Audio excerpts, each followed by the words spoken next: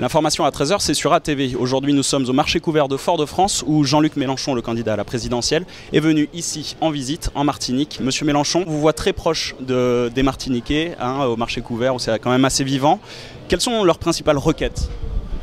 Là, une personne m'en a présenté parce que je crois que les gens aiment bien montrer ce qu'ils ont de beau, donner envie. Et moi, je comprends cet état d'esprit.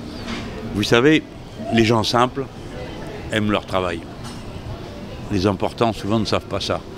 Et avant de demander quoi que ce soit ou de revendiquer, les gens aiment bien montrer ce qu'ils savent faire, comment ils s'y prennent.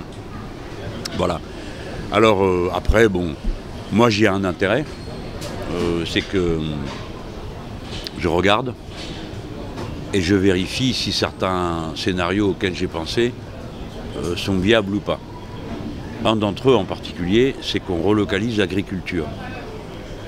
C'est difficile d'expliquer des choses comme celle-là dans des endroits où, au contraire, on a convaincu les gens qu'il fallait arrêter de faire de l'agriculture vivrière, que tout ça c'était le passé, que ça servait à rien, qu'il fallait faire de l'agriculture industrielle pour exporter.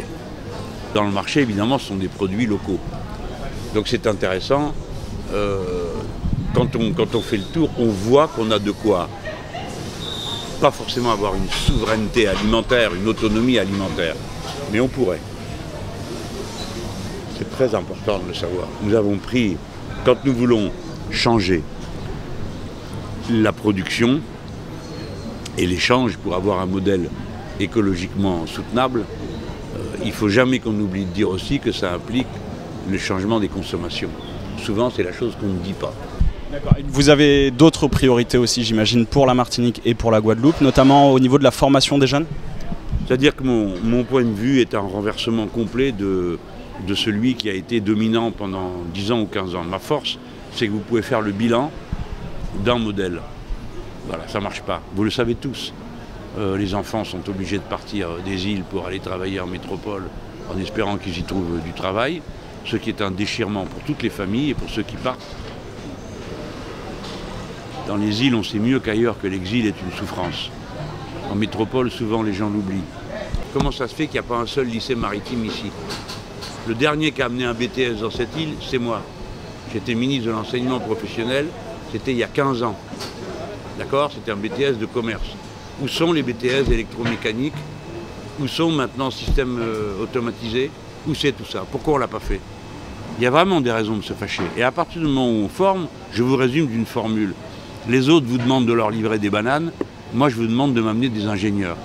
Normalement, les îles, les Iliens, ça devrait être les spécialistes de ce type de questions, parce qu'ils vivent entourés d'eau.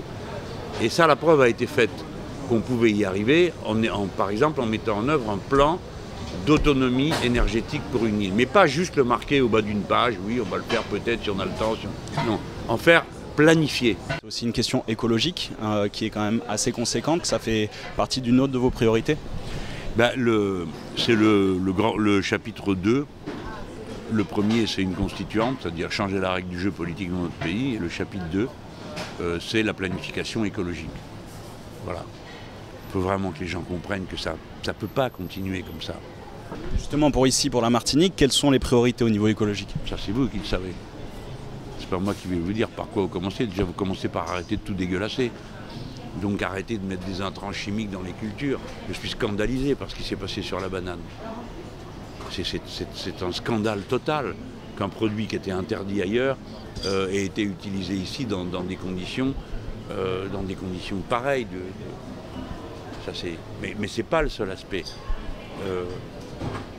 Le problème des gaz à effet de serre, le problème de la sortie des énergies carbonées.